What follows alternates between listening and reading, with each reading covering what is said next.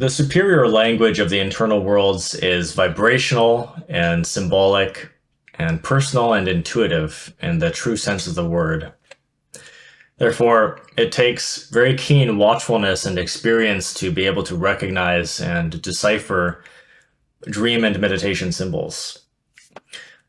And I say that it's personal because oftentimes our higher self selects symbols in our life that only resonate with us in particular and don't otherwise carry the same context and relevance to others.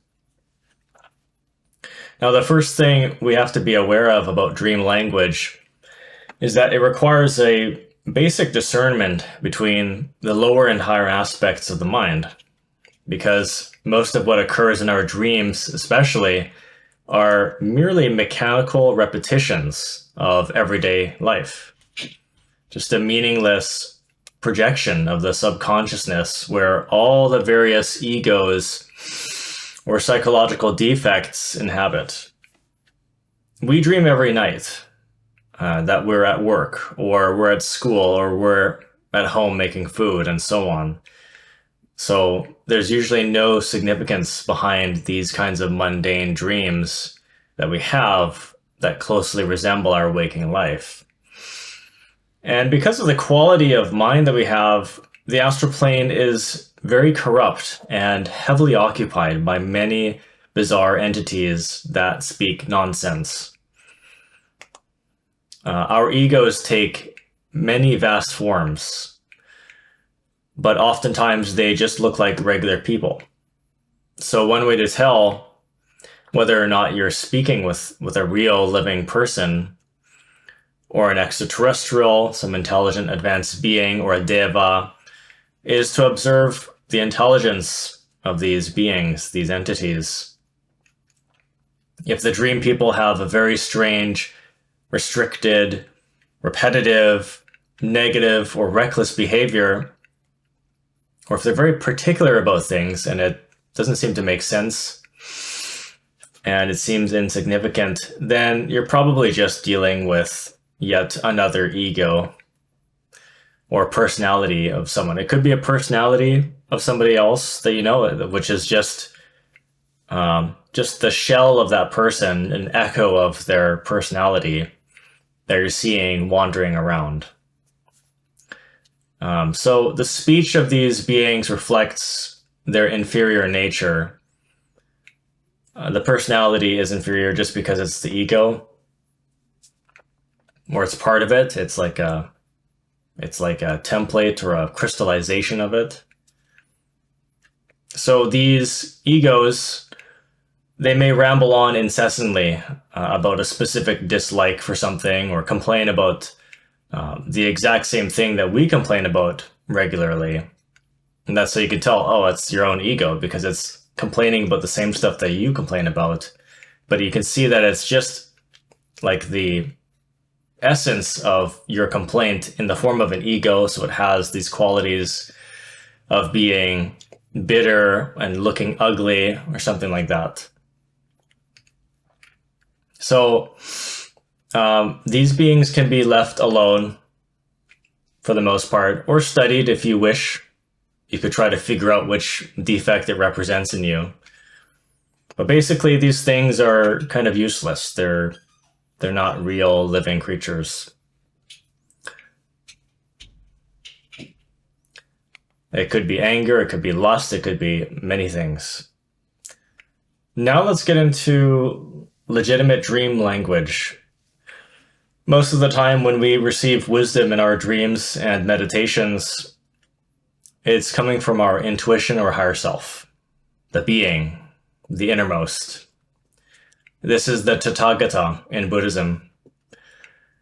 Therefore, there is a very significant symbolism, and there's a distinct poetry, often with the use of very clever puns and elegant simplicity and beauty, and not to mention profound wisdom in their communication.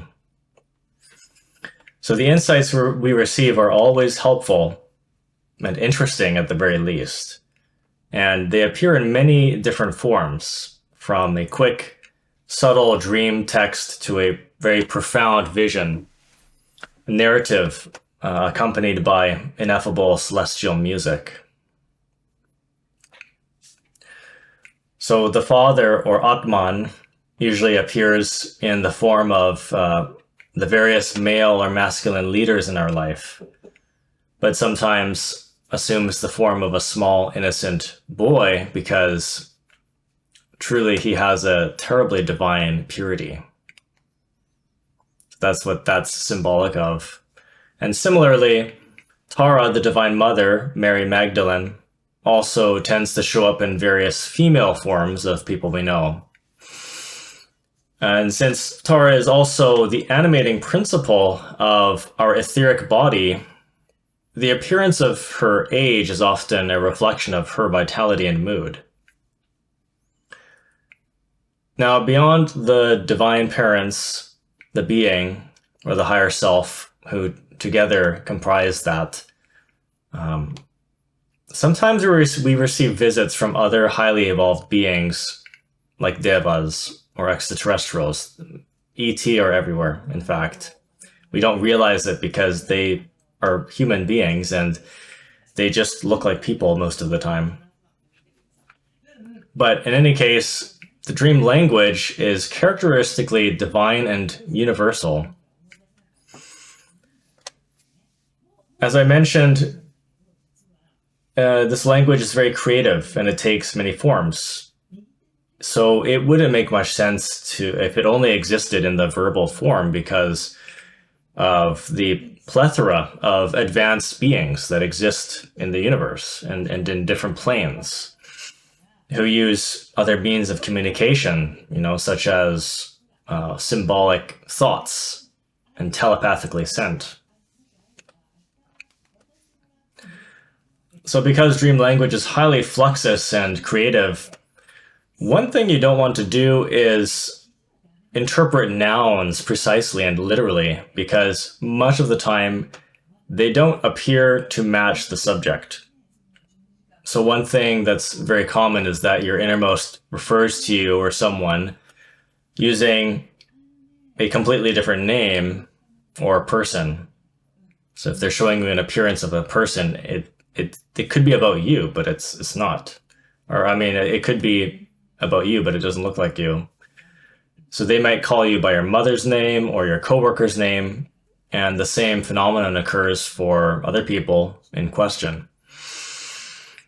So in another example, you might be given a vision of a third person perspective where you don't really exist, you're just watching some scenes play over, scenes of people talking to each other, but in fact, one of them actually represents you. And it's easy to miss this for the first few times because no one's talking directly to you and they're not using your name either. It's only when you wake up and you realize there's so much significance to that was probably start to suspect that it's about you, and it was most usually. So even though they look like someone else, the subject looks like someone else in this narrative that you're watching in front of you. It could be you. So this is always misleading and leaves people who are new to insight interpretation very uncertain about who's who. You have to realize that the names and appearances of people and things are symbolic because it's the characteristics of a thing that define it by heaven's terms. This principle applies to numbers too. Numbers are usually symbolic. So to understand the spiritual meaning of numbers, you have to familiarize yourself with numerology. And numerology is a vast subject on its own. So I recommend that you watch my playlist, Tarot and Numerology, to get a basic understanding of the 9 fundamental cosmic numbers, as well as the double-digit numbers of the major arcana of the Tarot. Then if you want to go deeper, my playlist Tarot and Kabbalah features Venerable Master Samael's most expansive book on the subject in an audio form. And the same idea goes for colors. If we notice distinct or unusually occurring colors in certain things, maybe things that don't usually have that color, there's usually a reason why we're seeing them. Color is also a major subject of study, so this needs to be looked into further. And you can get to know the spiritual meaning of colors by studying the functions and emotions of the 7 chakras, since each chakra has an intrinsic color. So since dream language doesn't particularize things, you just have to use your best judgment based on the context.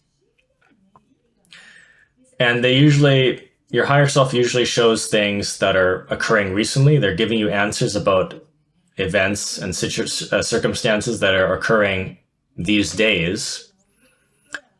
It's usually one of the most recent things of problems that have occurred that they're going to address.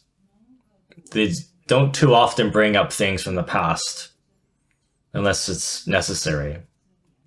So if you've been contemplating a problem for days on end, your insight thereafter, if you get some significant dream or meditative insight thereafter, it's probably about that. And divinity speaks simply and beautifully, so you should never overthink the meaning of your dream symbols. The first and most obvious interpretation you make is probably the right one. Now let's get into some specific dream symbols that are more or less universal in meaning. Blood has a profound mystical significance. The Bible says that the flesh of the living is in the blood. That's in Leviticus 17:11. And we know that a proper supply of oxygen-rich blood is the basis of a living physical body.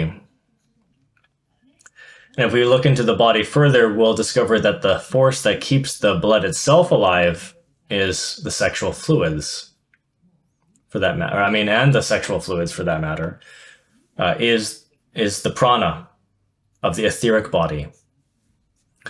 So one thing that's much more common for spiritual people to see is, spiritual people in particular, is bleeding.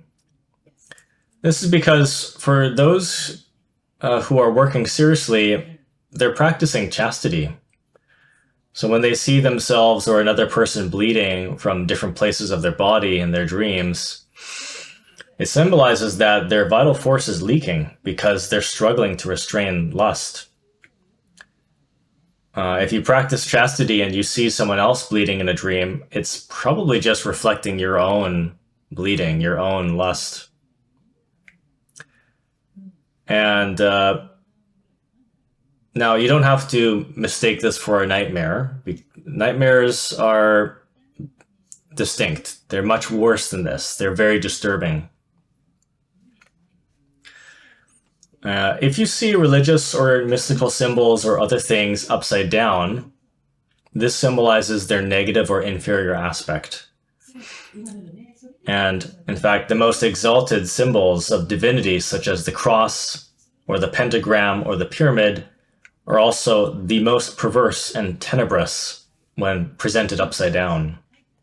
Because as above, so below, right? This is the law of polarity. So pyramids, for example, are symbols of divinity, of spirituality, or psychic powers, and sometimes we actually just come across them because our body has projected to a place where the actual pyramids exist. But that doesn't happen too often because most of us don't live anywhere near Egypt, so our mind doesn't mechanically just wander over there for no reason. So if we do see them, if you're anywhere else in the earth and you're nowhere near pyramids, but you see them, then it's usually symbolic. And of course, as I mentioned, an inverted pyramid where you're going down underground into the pyramid, that's the opposite of religion or religiousness or piety.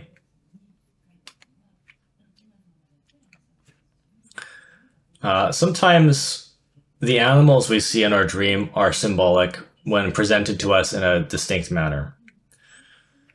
Dogs tend to represent loyalty and companionship. But they're also a devolving species, in fact, on this planet. So, as a spiritual person, it's usually a bad sign to see a dog approach you and have interest in you. It means that something you're doing is making you worse, and you're adopting those characteristics, those psychic qualities of a dog, because all of us have psychic aspects of different animals, many different animals and species from different kingdoms, from our evolution, from our past, the way we've evolved into the human kingdom. So it means you're regressing a bit, tapping back into various animal qualities. It's not good. You have to keep that in check, because we're working towards getting better, becoming more pure. The main exception to this is the peaceful white dog. If you come across a very calm white dog, and maybe it's just sitting there or guiding you somewhere, it's not overexcited or aggressive, this means that you are progressing, because the dog itself, Master Samael actually claims in one of his books that the dog is a symbol for the path, a leader of the path. I don't remember if he mentioned the color of the dog, but it just happens to be. This is interesting, kind of surprising, because that's not how physical dogs are on this planet. So it could be the archetype of the spiritual path leading you forth. Now, cats. Cats, in contrast, are an evolving species. So you can be very pleased to see them. Black cats symbolize the cultivation of psychic powers. They're very divine. They're very pure elementals. These are very good elementals to learn from and to get guidance from. And white cats symbolize purity. Aggressive cats of any sort, if they want to attack you, that means that you've turned yourself away from the path in one way or another.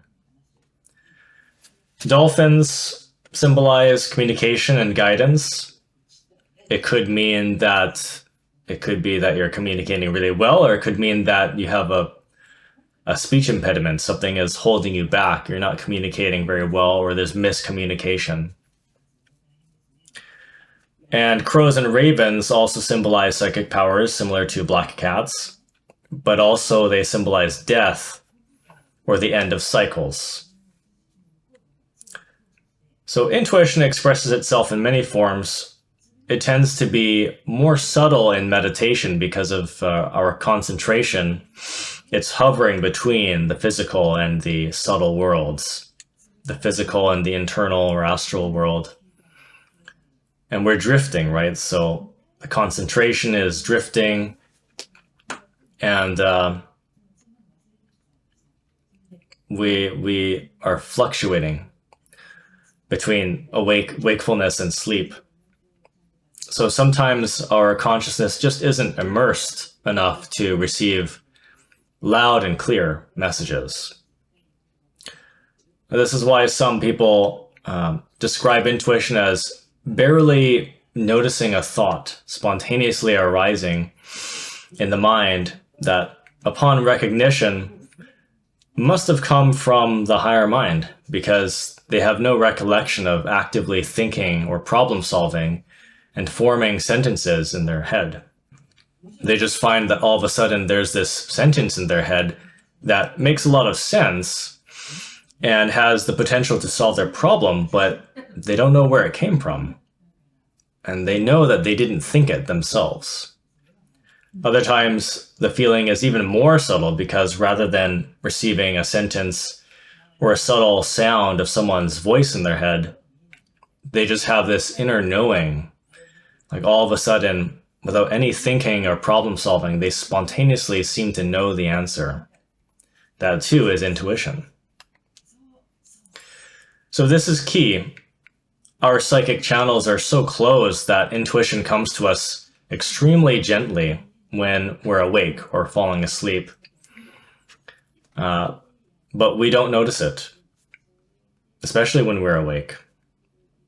But and even when we're falling asleep, we're not used to paying attention to the things that just start to play through our head, all the images and the sounds that we start to hear. We just think it's just mechanical, automatic imagery, and we don't pay attention to it. So we stop noticing that all of our lives.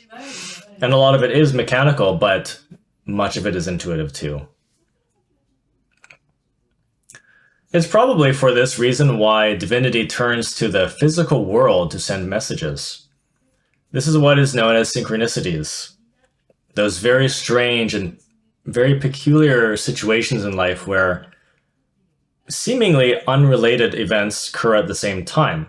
And you can't help but wonder how on earth things with such low probabilities of appearing together do appear together.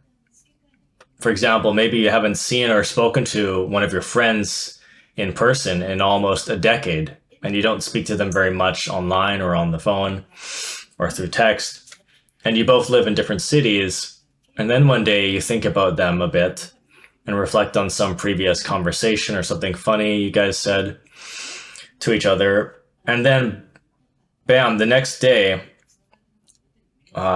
suddenly you're walking down the road and they drive past you and call your name. These synchronicities are a very easy way to establish communication with your higher self, because the answers will show up right before your eyes, so you don't need real clairvoyance to see them. But the only catch is that you have to be awake or mindful enough to recognize them. You have to realize that you're thinking. If you're thinking something, you gotta pay attention to your own thoughts and then see what the response is in the physical world. At the same time, you don't want to get carried away and interpret everything, almost everything, as a synchronicity. Because, for example, if you're interpreting the color and timing of traffic lights as intuitive answers, it's very unlikely that your higher self will choose any color of the light as you're approaching the stop, because the probability of that light changing any color immediately after you think something is very high. So why would they use that?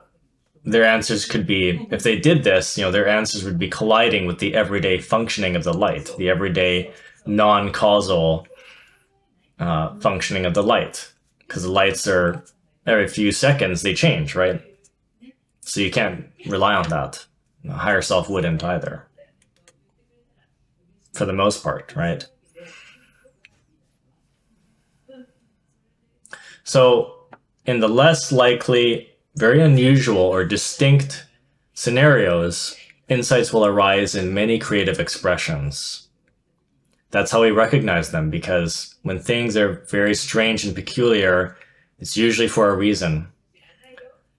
It's either karmic, something's happened karmically, or it's a message. And to recognize this, there's so many things that can happen, right? It could be that as you're thinking to yourself, a speaker in the podcast you're listening to says the exact same word at the same time. Or you're thinking to yourself, walking on the street, and immediately someone on their phone passes you by and says something that sounds exactly like a response to your thought. It sounds like they're talking to you almost, but they're actually on the phone. And so there are many examples of this. It goes on and on. Now that we've gone over insight interpretation, there are a few things I should mention about meditation etiquette. First off, nothing is free in the universe. You have to earn wisdom if you want to persistently progress. Otherwise, your higher self will be limited in what they can provide you and will only be helping you out of generosity as opposed to your own merit. So regular service to others will allow you to earn very high comprehensions and frequently. When you develop a relationship with your higher self, you will find that you're talking to them, you're talking to your intuition as if they're your parents, because in reality, they are. They're your real parents. They've been with you, guiding you since the beginning of time, basically, since the beginning of your evolution as a simple mineral elemental, more or less 1,000,000 years ago. So you have to respect them. If you disrespect them or offend them or betray them in one way or another, then like anyone, they will be reluctant to help you. They may not want to speak with you at all, or they'll give you peanuts at best.